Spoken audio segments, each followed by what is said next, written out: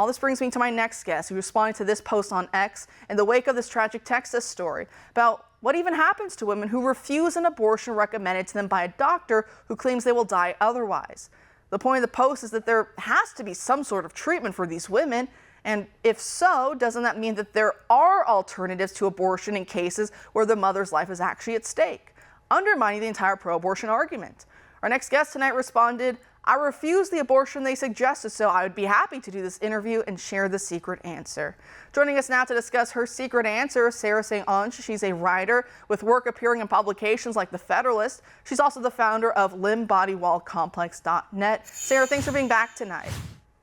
Oh, you're welcome. Thank you for having me. Great. So you refused an abortion that a doctor claimed you needed. What happened? Well, I had my daughter, I was pregnant with my daughter in 2010 before the New York Reproductive Health Act.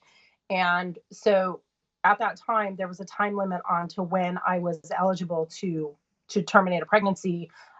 When they started noticing problems, it was very early on. 8 weeks they noticed already, and then up to 16 weeks they started really pushing. 16 weeks we had or 14 weeks around there, we had a amnio. We had sat down with a genetic counselor, and I had a doctor in Westchester County, New York, who essentially, I'm laying on the table and said, you cannot continue this pregnancy. You have to terminate this pregnancy, because there was some issues where my daughter's umbilical cord was very, very short, and it was almost fused to the inside of the placenta. And so if I would have gone into natural labor, I could have gotten into trouble. She had multiple defects, multiple issues and problems. And what happened was my husband and I said, absolutely not. We're not interested in abortion. They tried to, they removed him out of the room occasionally. They put us together. We thought that maybe they thought that he was pressuring me to continue the pregnancy. I had doctors come in and, laugh at me when I was trying to tell them that, look, babies have survived with this disorder. And different things like that happened.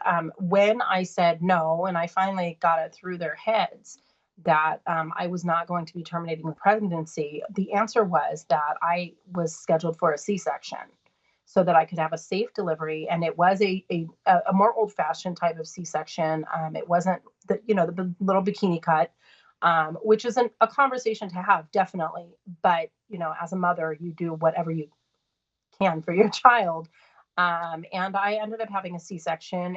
She was born at 34 weeks gestation, and she was delivered safely, and I was delivered safely, and we survived. I just had to have a lot of input from doctors. I had constant visits. I had a lot of watching. They did a lot of fetal stress tests and things like that, just to make sure that everything was okay with me the whole time. And what it really boiled down to was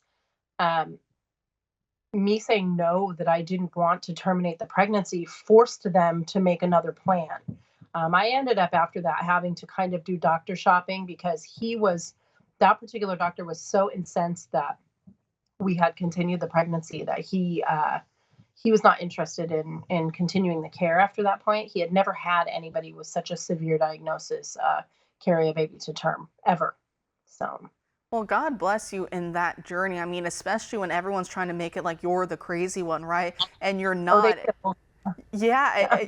And you're the one trying to bring sanity back into the conversation and say, hey, can you treat me and my daughter as two patients here? And it seems that that's what slips the mind often. And so as you're talking about, they just, the same people who tell us it's all about choice and choice and choice, and here they didn't want to give you a choice, right? And so do you think that it's actually more common that if more women were to say, well, what are my other options, and to actually be as forceful as you were and to stand strong for their child, that perhaps a lot of these situations that there could be another alternative path rather than just abortion?